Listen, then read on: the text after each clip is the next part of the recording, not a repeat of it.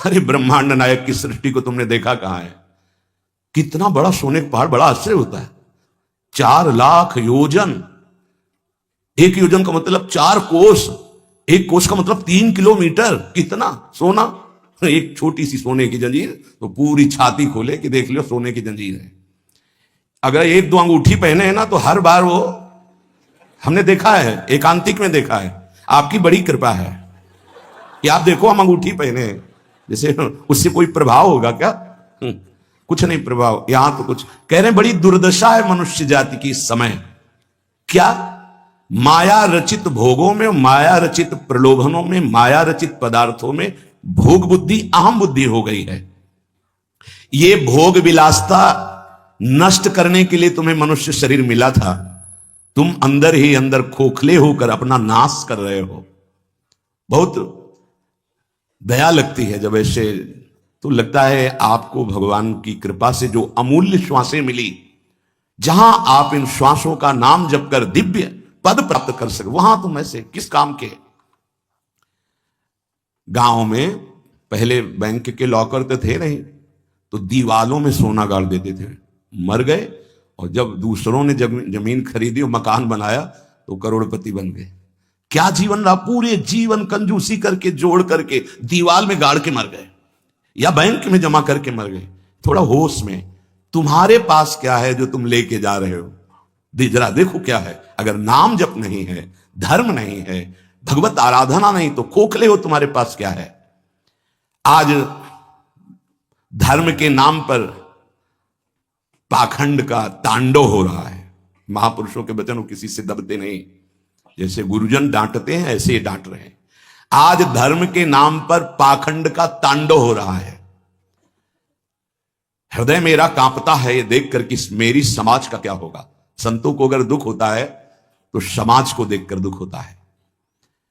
प्रभु पर विश्वास नहीं, शास्त्र का स्वाध्याय उस पर श्रद्धा नहीं, और संतों का शासन नहीं, मन मानी केवल कर्म, सर्वतंत्र स्वतंत्र भगवान की आज्ञा का उल्लंघन करते हुए मनमानी आचरण, दूसरों के उन्नति के मार्ग में भारी रोड़ा पैदा करने वाले ये पाखंड, दंभ, स्वयं गिरते हैं और जो इनके चक्कर में पड़ जाए उनका भी नाश कर देते हैं। आप गए और औरों घालहीं, जो कहूं सतमार्ग प्रतिपालहीं। ये दंभपूर्ण राक्षसी वृत्ति का विकास होता चला जा रहा है।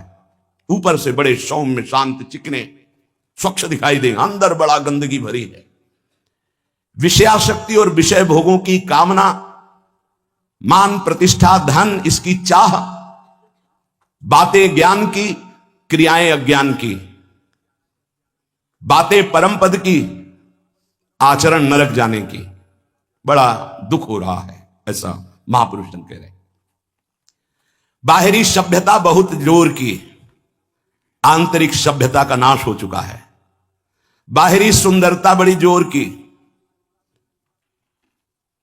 रंग लेके गालों में लगाते हैं। दर्शन, अब जब इस समय आते तो दर्शन करते, रात्रि में गाल में रंग लगाने की जरूरत क्या है? संत दर्शन के लिए आए हो तो तुम्हें यहां गाल में, तुम्हारे लाल गाल कौन देखेगा? अरे यहां लाडली लाल के गाल देखने वाले भाई, ये जो नगर है वृंदावन प्रेम नगरी है, यहां लाडली लाल के कपोल देखने वाले हैं। जहां से गौर कांति प्रकट हो रही, श्याम कांति प्रकट हो रही है, जो बड़े बड़े ब्रह्मबोध संपन्न महापुरुषों के चित्त का अपहरण करके बलात् अपने अधीन कर लिया। कृष्णात् परम किमपि तत्त्वम् हम न जाने। आप संयम से भगवत आराधना कीजिए, आपकी दृष्टि सुंदर होगी। चेहरा तो मांस खाने वालों का भी चमकता है, चेहरे की चमक साधना नहीं होती। साधना की चमक दृष्टि होती। तुम्हारी दृष्टि कैसी है? तुम्हारे नेत्र बताते हैं कि तुम्हारी स्थिति कहां है। साधु चमड़ा देख के नहीं पहचानता है, साधु दृष्टि देख के पहचानता है। आज हमारी सुंदरता बढ़ रही लेकिन हृदय असुंदर हो रहा है। दंभ, व्यभिचार, मिथ्याभिमान, हिंसा, दुर्गुण, दुराचार, इनकी उन्नति होती जा रही है। आध्यात्मिक गुरुजनों के वचन, शास्त्र वचन, इनकी हत्या हो रही है। न गुरुजनों के वचन, न शास्त्र के वचन, इनका नाश किया जा रहा है, माना नहीं जा रहा। धन्य भाग है जो मान रहे हैं। सर्वव्यापी, सर्वप्रिय, सर्वमय, सर्वानंदमय प्रभु ने तुम्हें मानव देह भारत भूमि में खास करके इसलिए दी है कि तुम अपने दुखों को मिटाकर परम सुख में स्थित हो जाओ। उसके लिए एक सीमाएं रखी गई हैं धर्म की, भोगों को सीमा में बांध दिया गया है। अगर उन सीमा के अंतर्गत धर्मयुक्त भोगों का भोग भोगते हुए, नाम जप करते हुए अपने जीवन को व्यतीत करोगे तो तुम्हारे सारे पाप नष्ट हो जाएंगे। तुम्हें अन्य अलग कुछ नहीं अनुष्ठान करना पड़ेगा। नाम जप मात्र से तुम एक महान आनंद के भोक्ता बन जाओगे। तुम समस्त बंधनों से मुक्त हो जाओगे। ज्यादा कठिन नहीं, बस धर्मयुक्त सीमा में रहकर नाम जप करना है। पर आजकल पता ही नहीं कि धर्म किसे कहते हैं। कोई बिरला ही महापुरुष जानता है, नहीं तो धर्म के नाम पर केवल वासनाओं की पूर्ति का खेल खेला जाता है। ये महापुरुषों के वचन है, जरूर सुनने चाहिए। कड़वे हैं पर बहुत औषधि का काम करेंगे। महापुरुष ये नहीं सोचते कि सामने वाले को बुरा लगेगा। हम चाहते हैं कि बुरा लगे और तुम अच्छे बनो, बुरा लगे तुम गंदी बातों को छोड़ो। आज धर्म के नाम पर अपनी वासनाओं की पूर्ति का ढोंग किया जाता है, दंभ किया जाता है। कुछ बिरले ऐसे महापुरुष जन हैं जो धर्म को जानते हो, धर्म पर चलते, धर्म के लिए प्राण बलिदान किया जाता है। उस प्रभु को तुम धोखा देना चाहते हो जो तुम्हारे अंदर बैठा है, जो सर्वज्ञ है, सर्वांतर्यामी है।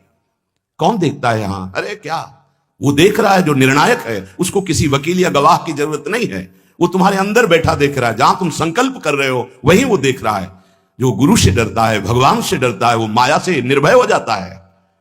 जो गुरु से नहीं डरता, माया उसे बरबस बलात् ऐसे आचरण कराती कि रात दिन डरना पड़ता है और दुर्गति प्राप्त होती है। भगवान का नाम बहुत दिव्य है। अभी तक जो गलती हुई उसका सुधार करने के लिए आपको अवसर दिया है। ये जो सत्संग मिल रहा है कृपा पात्रों को मिल रहा है, जिनके कानों में सत्संग पहुंच रहा है और उनको विश्वास है कि इस हमारा कल्याण करने के लिए भगवान ने हमारे कानों तक ये सत्संग पहुंचाया है। अब लो नशानी अब ना नशई हूं। अब तक जो गलती हुई अब नहीं करेंगे। भगवान नाम को भूल करके, धर्म की अवहेलना करके कोई भी हो उसका सर्वनाश, पतन निश्चित है। सर्वनाश का तात्पर्य होता है ये जो तुम्हारी श्वासें मिली, तुम्हें बुद्धि मिली, दोनों खत्म हो जाएंगी। ज्यादा अपराध बन जाएगा, काल मृत्यु हो जाएगी। ये श्वासें बहुत कीमती है। देखो अभी अवसर मिला है तो तुम्हें माया समझने नहीं दे रही। जहां ये शरीर छूटा फिर तुम्हारे बस की कोई बात नहीं बनेगी। तुमको जबरदस्ती अवश्य में भोक्तव्यम कृतम कर्म शुभाशुभम, दंड भोग। जब जेल मिल जाती है ना तब तुम्हारी कुछ नहीं चलेगी। जो वहां का सिद्धांत है उसके अनुसार चलोगे, नहीं तो और दंड पे दंड भोगना पड़ेगा। फिर 83,99,999 योनियां, इनमें कौन सी योनि है जिसमें सुख मिल पावे? केवल क्लेश ही क्लेश। अपनी बात नहीं कह सकते, अपनी रक्षा नहीं कर सकते, अपने कल्याण के लिए कुछ सोच नहीं सकते किसी भी योनि में, चाहे देवता क्यों ना बने हो। देवता भी भोग योनि है, कर्म योनि नहीं। केवल मनुष्य कर्म योनि है, भारत भूमि। इसलिए परम साधन, परम साध्य श्री भगवान का नाम है। इस कलयुग में और कोई साधना हो पाना बहुत कठिन है। जो साधन के सूत्र बताए गए हैं उन पे स्थित हो पाना, जैसे अष्टांग योग, अब 3 घंटे बिना हिले डुले पद्मासन सिद्धासन में बैठते हैं, आज भी हैं, पर बहुत कम। मंत्रों को सिद्ध कर लेना आज मजाक माना जाता है कि ऐसा कैसे हो सकता है, मंत्रों से भगवान प्रतिष्ठित हो जाएंगे। अरे भगवान का अवतार हो गया। राम जी की प्राण प्रतिष्ठा में तुम्हें ऐसा लगता है कि कैसे ऐसे हो सकता है? तो राम जी जब प्रकट हुए तो मंत्रों से ही हुए। एक ब्रह्म ऋषि का नाम श्रृंगी ऋषि, उनको बुलाया गया, मंत्रानुष्ठान करके पुत्रेष्टि यज्ञ की और मंत्र से अभिषिक्त उस खीर को पवाया गया, महाराज दशरथ जी को दिया गया। उन्होंने अपनी तीनों रानियों को विवादित किया। श्री कौशल्या जी से परब्रह्म परमात्मा स्वरूप भगवान राम प्रकट हुए। सुमित्रा जी से लक्ष्मण और शत्रुघ्न प्रकट हुए। कैकेयी माता से महान प्रेम मूर्ति भरत जी प्रकट हुए। ये कैसे प्रकट हुए? मंत्र से। पुत्रेष्टि यज्ञ श्रृंगी ऋषि ने करवाई, वशिष्ठ जी साक्षी, दशरथ जी यजमान, भगवान का अवतार हो गया।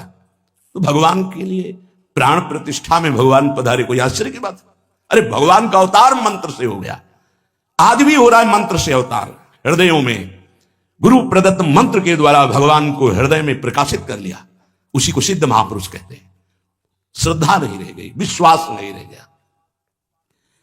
सबका परम कल्याण करने के लिए एक बात सिद्ध है, मान लीजिए, नाम। ये नाम और मंत्र में भेद है, भेद होते हुए भी अभेद है। भेद ऐसा, मंत्र को पवित्र अवस्था में गुरु प्रदत्त जपा जाता है, गुरु प्रदत्त होना चाहिए पवित्र अवस्था, और उपांश और मानसिक ही होना चाहिए, वाचिक नहीं।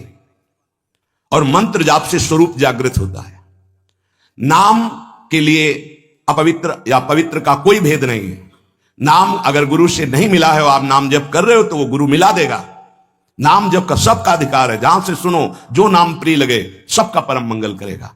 नाम महामहिम है, उठते बैठते चलते फिरते सोते जागते सब नाम आगे का कार्य पूर्ण करा देगा। नाम गुरु मिला देगा, मंत्र दिलवा देगा, स्वरूप बोध करवा देगा, ये सब आगे का कार्य। नाम सबके लिए महामंगलदायक है। मैं बड़े जोर के साथ कहता हूं, अपने अनुभव की बात कहता हूं, अपने जीवन की बात कहता हूं कि जो कुछ प्राप्त हुआ सब नाम से प्राप्त हुआ, ऐसा गोस्वामी जी भी बोलते हैं। बस हम कुछ सावधानियां बता रहे हैं। नाम जापक अगर इन सावधानियों को कर ले तो बहुत जल्दी नाम सिद्ध हो जाए। पहला, हम जिस प्रभु के नाम का जप और कीर्तन करते हैं उसके अनन्य हो जाएं। अनन्य, ये खास बात है। पहली, जो नाम जप करते हैं उसके अनन्य हो जाए, उठते बैठते सोते जागते वही नाम हमारा जीवन बन जाए। बस ये बहुत खास बात है, इसलिए जल्दी इस पे स्थित नहीं हो पाते। जो लोग ये कहते हैं कि मैं तो बहुत से नाम जपता हूं, तो उनको गुरु कृपा प्राप्त नहीं हुई अभी। देख लेना, जिस दिन गुरु कृपा प्राप्त होगी तो आप समिट जाओगे। गुरु कृपा प्राप्त होने का ये प्रभाव होता है कि वो गुरु प्रदत्त नाम और मंत्र में अनन्य हो जाता है, हो ही जाता है, स्वाभाविक हो जाता है। पर जिसको नाम सिद्ध करना है उसको उस नाम के अनन्य होना होगा। जो नाम कीर्तन करते हो, जो नाम जप करते हो, उसके अनन्य हो जाओ। एक ही परमात्मा है, उसके नाम अनंत है, लेकिन अनंत नाम नहीं जपे जा सकते। नाम एक ही पकड़ो और जो पकड़ो उसके अनन्य हो जाओ। जिह्वा से वही तुम्हारे स्फुरित होने लगेगा। दूसरा, नाम की महिमा है, कितना भी बड़ा पाप किया जाए और नाम जापक का कुछ नहीं बिगाड़ सकता, भस्म कर देता है नाम पाप को। इस बात का भरोसा करके पाप करना, ध्यान दीजिए, नाम की महिमा ऐसी है, पक्का है, पर नाम की महिमा का भरोसा करके पाप करना नाम सिद्ध नहीं होगा। आपके हृदय की अशांति दूर नहीं होगी, चिंता दूर नहीं होगी, आपको अविश्वास हो जाएगा नाम जप में। प्रभु के नाम का सहारा लेकर के पाप नहीं करना। हां, भूल हो जाना और पाप करना, इसमें अंतर है। हमसे भूल हो गई, हमसे गलती हो गई, तो कोई और प्रायश्चित करने की जरूरत नहीं, वो नाम जप ही सब पाप नष्ट कर देगा। लेकिन नाम पाप नष्ट कर देगा ऐसे विचार करके जो नवीन नवीन पाप करता है, वो नामापराधी के हृदय में कभी नाम चल ही नहीं सकता। नाम दैन्य भाव से जो शास्त्र और गुरु की आज्ञा में रहता है वहां चलता है। नाम चिदानंद है, भगवान है, कोई केवल शब्द मात्र नहीं है। नाम की ओट में पाप जो करते हैं बड़े नामापराधी हैं, तो नाम उनका मंगल कल्याण करने के लिए जो समर्थ है वो हृदय में नहीं चलेगा, विक्षेप पड़ जाएगा, नाम छूट जाएगा, जीवन बर्बाद हो जाएगा। इसलिए नाम की आड़ में कोई पाप ना करे। भूल से गलती हो गई, पूर्वाभ्यासवश गलती हो गई, तो और कोई प्रायश्चित की जरूरत भी नहीं है, नाम अपने आप पावन कर देगा। तीसरी बात, अपने आराध्य देव के नाम के बदले में कुछ भी लेने की तैयारी मत कर लेना, नहीं घाटा हो जाएगा। जैसे एकांतिक में प्रश्न किया था कि हम अपनी कामनाओं की पूर्ति नाम से करवाना चाहते हैं, तो क्या हमारा नाम का फल क्षय हो जाएगा? हाँ, हो जाएगा। रुपया है, आपने उसको खर्चा कर दिया, और अगर आपने खर्चा नहीं किया तो उसका ब्याज मिलेगा, और ब्याज खर्चा करोगे तो मूलधन जमा रहेगा। तो जो भगवत भजन करने वाले चतुर सुजान होते हैं वो मूल को कभी खर्चा नहीं करते। क्या मूल का खर्चा? जो हम भजन कर रहे हैं मुझसे के बदले में कुछ नहीं चाहेंगे, तो ब्याज क्या होगा? नाम आपकी व्यवस्था अपने आप बढ़कर करता रहेगा, जो आप मांगना चाहते थे उससे बढ़कर। आप देख लेना, पहले नाम को तो एकत्रित करो। जब नाम रूपी धन एकत्रित हो जाता है तब बिना चाहे आगे से आगे भारी व्यवस्था होती रहती। सही पूछो तो केवल रोना आता है। इतना प्यार कौन कर सकता है प्रभु के सिवा? कैसे? आश्चर्य में, सर्वाश्चर्य में, कैसे तुम्हें वो वाणी की सामर्थ्य नहीं कि वो प्यार बताए। जो महापुरुष भगवान के समान है, सच्ची मानिए, व्यक्त अव्यक्त, वो आके दुलार करते हैं उस उपासक को जो केवल भरोसा ले लिया है प्रभु का, कोई कामना नहीं और नाम जप करता है। व्यक्त अव्यक्त महापुरुष आके दुलार करते तो एकांत में केवल रोना आता है कि प्रभु मुझ अधम पर इतना कैसे प्यार। ये सब ब्याज में हो रहा है। मूल तो आपका नाम धन जम। नमस्कार दोस्तों, स्वागत है आपका हमारे चैनल पर। आज हम एक ऐसे सवाल पर बात करेंगे जो हमारे जीवन में अपनी जिंदगी में कभी ना कभी जरूर पूछा होगा। जीवन, दुनिया में इतना दुख दर्द क्यों है? जब हम दुनिया को देखते हैं तो कहीं भूखमरी है, कहीं युद्ध, कहीं प्राकृतिक आपदाएं, तो कहीं इंसान रिश्ते में करवाहट। आखिर ये सब क्यों होता है और इसका क्या कोई समाधान है? चलिए इस सवाल के हर पहलू पर गहराई से बात करते हैं। दुख और दर्द की परिभाषा में सबसे पहले हमें यह समझना होगा कि दुख और दर्द क्या है। दुख एक मानसिक स्थिति है जो तब महसूस होती है जब हमारी इच्छाएं पूरी नहीं होती या जब हमें किसी अपने का खोने का महसूस होता है। दर्द एक शारीरिक या मानसिक प्रक्रिया है जो हमारे शरीर या मन को किसी प्रकार की चोट पहुंचाने पर होती है। लेकिन क्या दुख और दर्द केवल नकारात्मक चीजें हैं या क्या इसमें कुछ सीखने की अवसर भी छिपे होते हैं? इसे समझने के लिए हमें इसके कारण पर गहराई से नजर डालनी होगी। दुख के कारण, प्राकृतिक के कारण। दुख और दर्द से कोई प्रकार के कारण होते हैं। प्राकृतिक आपदाएं, बाढ़, भूकंप, सुनामी जैसे प्राकृतिक आपदाएं हजारों लोगों को पल भर में दुख और दर्द दे सकती हैं। लेकिन क्या ये घटनाएं पूरी तरह से प्रकृति की गलती है? असल में कई बार ये घटनाएं मानव गतिविधियों का नतीजा होता है, जैसे वन की कटाई, जलवायु परिवर्तन और पर्यावरणीय अनिश्चितता। सवाल ये है कि अगर हमने ये सब रोका होता तो क्या दुनिया में इतनी दुख हो सकता था? मानव जीवन की श्रद्धा हर इंसान को एक ना एक दिन मौत का समान डराता ही है। अपने प्रियजनों को खोने का दुख हर किसी के जीवन का हिस्सा है, परंतु यह प्रकृति का नियम है और इसे टालना असंभव है। दुख एक बड़ा कारण इंसानों के बीच संघर्ष और असमानता है।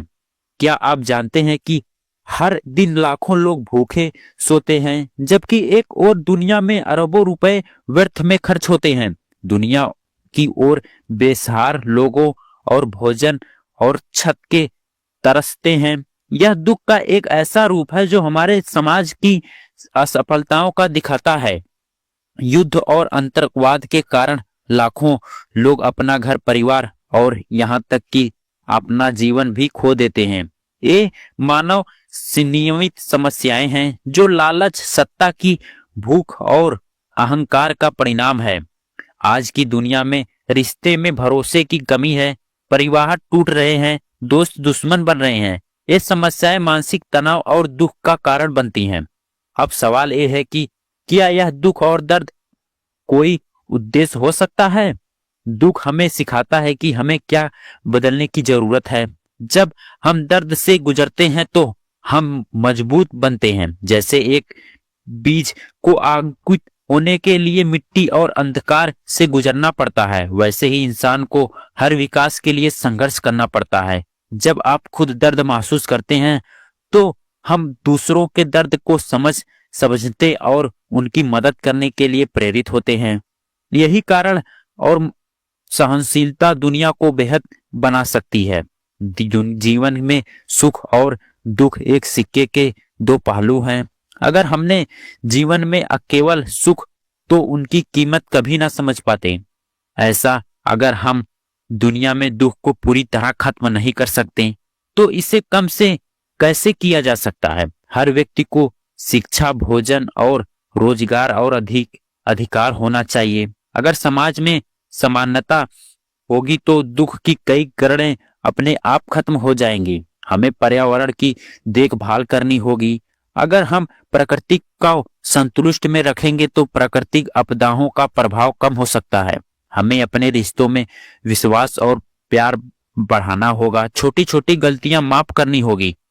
अपने जीवन से मानसिक तनाव को कम करना होगा। अपने जीवन को बेहतर बनाने के लिए हमें आत्मचिंतित करना चाहिए। ध्यान और योग जैसे साधन दुख को कम करने में मदद करते हैं। दूसरों की मदद करना, जिससे दर्द को बांटना, न केवल उनको दुख को समझना होता है और संतोष देता है।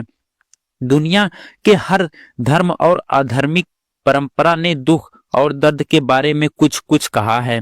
हिंदू धर्म में कहा गया है कि कर्म और पुनर्जन्म के सिद्धांत के कारण दुख होता है। जैसा करोगे वैसा भरोगे। यह सिद्धांत हमें सिखाता है कि हमें अपने कर्म पर ध्यान देना चाहिए। बौद्ध धर्म देह को जीवन का एक अभिन्न हिस्सा मानता है।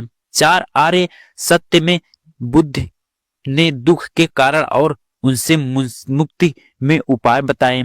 इंसान धर्म में यह कहा गया है कि दुख इंसान की परीक्षा है और भगवान में विश्वास रखने की अहिंसा है। और इसके अलावा इस्लाम में दुख को अल्लाह की तरफ से दी गई परीक्षा माना गया है। यह सिखाता है कि हर परीक्षा के बाद सुख आता है। तो दोस्तों, और दर्द हमारे जीवन का हिस्सा है। कई पूरी तरह से खत्म करना शायद असंभव हो सकता है, लेकिन इसे सीख सकते हैं और एक बेहतर दुनिया बना सकते हैं। हम सब मिलकर यह प्रयास करना चाहिए कि दुनिया में दुख और दर्द कम से कम हो। याद रखें, हर अंधेरी रात के बाद एक नई सुबह जरूर होती है। अगर आपको यह वीडियो पसंद आई हो तो इसे लाइक और शेयर करें। और हाँ, नीचे कमेंट करके हमें बताएं कि आप इसे विषय पर क्या सोचते हैं। मिलते हैं अगले वीडियो में, तब तक के लिए खुश रहें, स्वस्थ रहें।